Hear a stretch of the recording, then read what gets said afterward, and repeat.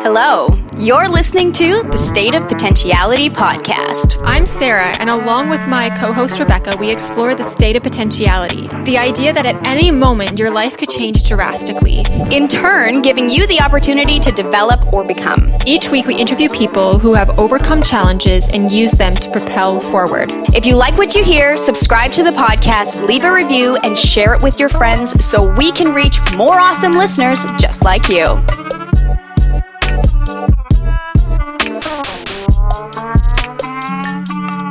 Hello and welcome to the State of Potentiality. We're doing something a little different today. We thought we would introduce you to the team. So I am here with my co-host Sarah and our producer Brad. Hello. Who has not, you guys have heard him a little bit, but not really. So you're going to get kind of a fly on the wall perspective of who we are and what we do. Mm-hmm. So about 3 months ago, Sarah and I sat in this apartment and we just kind of figured, let's go for it. We bought $20 mics. And we were like, we'll just produce it ourselves. We'll make it all work. And 10 minutes into editing, I'm like, there's no way I can do this. So that's when we thought of Brad. Yeah. So we're very grateful for Brad, yes, for sure. Just because even after that first weekend, I was exhausted. I love talking to people. I love knowing what their story is, but that was a little bit out of my comfort zone, actually getting the mic set up, recording, all of those things. And you and I both came into that weekend with different perspectives on what the podcast was going to be. Yeah. I misunderstood what the purpose behind it was. So we did a whole bunch of recording and then we needed to take a break, and we sat in your car and we were just like, okay, what's not aligning here? There's something not right. And we had to talk it out. And now, you know what? My energy has totally shifted in it, where I'm full of energy because we're really on it now, I think. Yeah. Well, and the thing is that you and I use different words for things. And so when we were thinking I think we were thinking the same idea, but not how we were going to portray it. And the thing that we keep coming back to and that has helped us clarify our vision is that, a story or a person's story is a window into an issue, right? So the different things that we talk about have become, it's different to just talk about an issue than it is to sit with somebody who's dealt with that, right? And so I think that that's really what we've come into, and we've had a lot of fun with. Now, Brad, question. I randomly, we knew each other through mutual friends, but I just randomly messaged you on Instagram, and I'm like, hey, do you want to produce my podcast? Mm-hmm. What went through your head? Well, I get a lot of messages from people like that, just asking for help with video editing or anything, so it's pretty normal for me. I'm always open to work on creative projects. I like to do that, so yeah, I was all in. So you're in school for? Film production. Okay. With a double major in visual arts. So I've directed a couple short films with school, and I have done... Well, so you produced the music for the podcast too, right? That's totally original. I loved what you did with our trailer. Oh you hadn't even met me yet, but when she sent me the trailer, I'm like, oh my gosh, that's so us. And it's so cool to have someone else come into the creativity world. That's why I'm such a big believer in, we're not supposed to do our big dreams and our creativity alone. Mm-hmm. There's no way I wanted to do a podcast alone. So telling Rebecca about it, even though we had to take some time to communicate about it, it becomes a chain reaction. And you hype me up, I hype you up. We keep each other accountable every single day, practically. Yeah. So to have a third person come in and kind of give a different, even spin on things is awesome. You take it from here up to here. So we're grateful for that. Yeah. And we're big on teamwork, and a big thing that my dad taught me was if you're not good at something, find somebody else who is and become a team with them. So production, not my thing, so thank you very much. We love what you're doing, and I think you really have gotten our vision and what we wanted to do, and you've just run with it. And so it's been a lot of fun, but it's been a learning curve as we try and figure out. Not just realizing, okay, so I'm not a producer, so now I have to figure something else out. But like figuring out even something as small as where do I point the mic, or how do I ask this question well, or there's just so many layers to it. And what I love is I'm like the energy person, right? And Sarah's the one that makes it look professional, and she like edits captions and stuff to make sure it's all good. And then Brad makes us sound fabulous. So together, we're just awesome.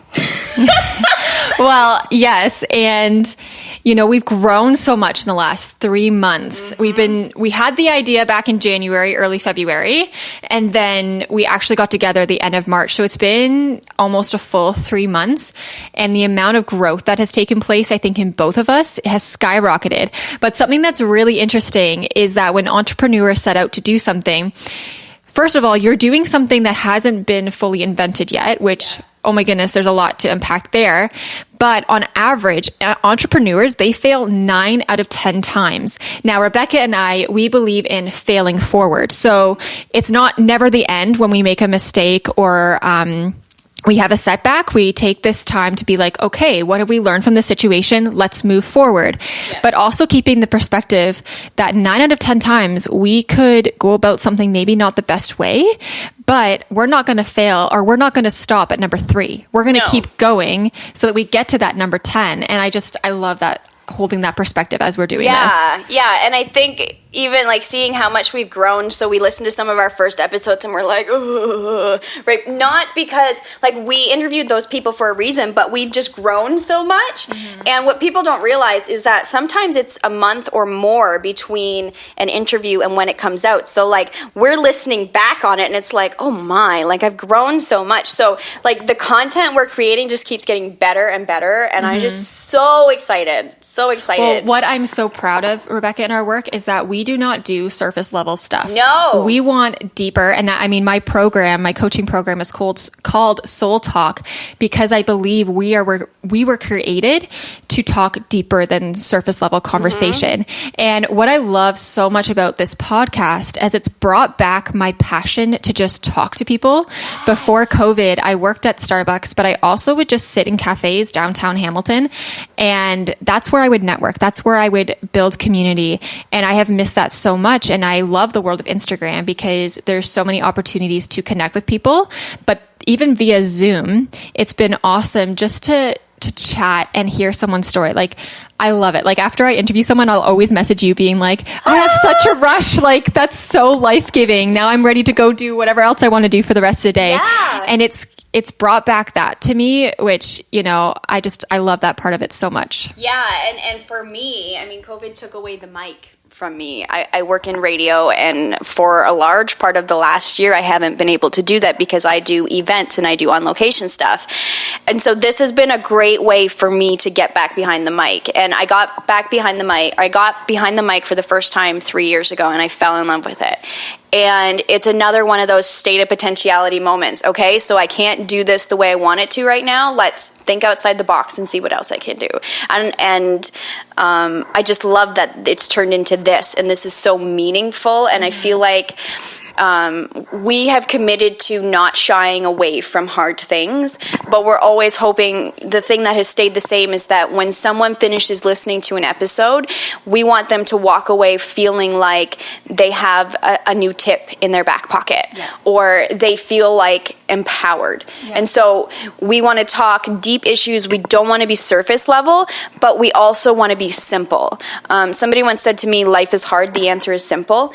And I've just noticed in my life, the changes that I make that make the most difference are small, incremental changes. And so that vision hasn't changed, right? Well, and we can't do everything overnight. That's so overwhelming. So if we give bite-sized pieces, even imperfected action steps, but you're still moving forward, like that's what we want to do at the end of the day. Yeah. Now, Rebecca, I want to ask you a question because we talked about this last night, and I think it's really important to note. Well, you know, it would be easy for us to kind of just bring facts and statistics to the podcast, but we both believe in the power of someone's story. Everyone is living a story, whether they're in the midst of a really hard time or they're in that joy phase. Life is a beautiful journey that we're all on. But why, to you, is it so important that we bring someone's story to light, other than just simply stating a fact or bringing the science to it. I'll give you an example. I just listened to an episode on the Holy Post podcast about a victim of a workplace shooting. The issue of guns and gun rights, not such a big issue in Canada, but in the States, it's huge, right? And there are angry people on either side. And we could talk about, you and I were raised in the church, so hot topics were like sex and homosexuality and different things like that. And it's really easy to get upset with someone for an opinion. Mm-hmm. But when you sit with someone like this lady who's literally been shot and you see her scars, then that gives you a different perspective, and maybe you're more willing to listen. Yeah. Right? So, we've had victims of abuse. We've had people with eating disorders that we've talked to. I remember in high school struggling with not wanting to eat because I didn't want to gain weight, and my dad just being like, well, you just need to eat. Right? Mm-hmm. And in his mind, he had just read an article and this is this. But the person that helped me the most in that time was somebody who just sat with me and said, I can tell you're not okay. Yeah. Right? And so that's what we're hoping to do with our listeners is we're going to talk about hard things. We're going to talk to people who have been through it. And then we're hoping to also talk to the experts on these issues so that we can give them a step up and a step forward. But I think any issue you talk about, it's really easy to have a one-sided opinion or get upset about something when you forget that human aspect. Yeah. Well, even for my own personal story, there was so much of my life I was hiding. Mm-hmm. And, when someone shared their struggle with me, it's like, oh, there's an open door for me to sit with them and actually share some of the pain I've been hiding. And I hope that some of our listeners who maybe have not wanted to ask for help or don't know how to ask for help can really just identify with some of the stories of these pain points that people are going through, because no matter what, there is another side to life. Mm-hmm. And, I was actually writing something last week about what is an actual overcomer. And an overcomer to me is someone who they don't have all the answers. They could be full of fear and doubt, but they're going to make a step forward anyways. Bravery is not you're full of strength and you're full of knowledge. Like you could be shaking, but you're going to take that step forward. Well, you have to be afraid to be brave. Yeah.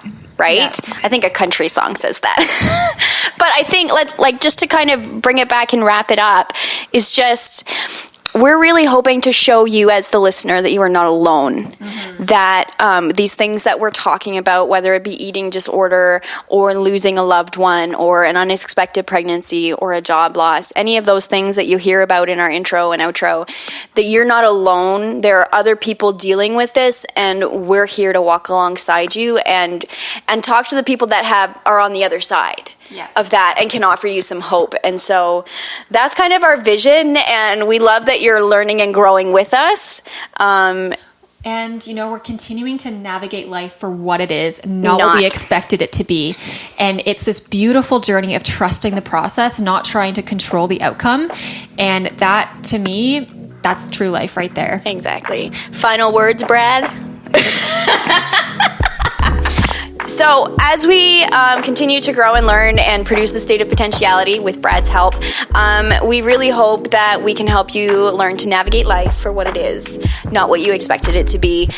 So you can find us anywhere podcasts are heard, Apple Podcasts, Spotify, all of those things. We're on social media. The links will be below. We really look forward to getting to know you and putting out some more great content.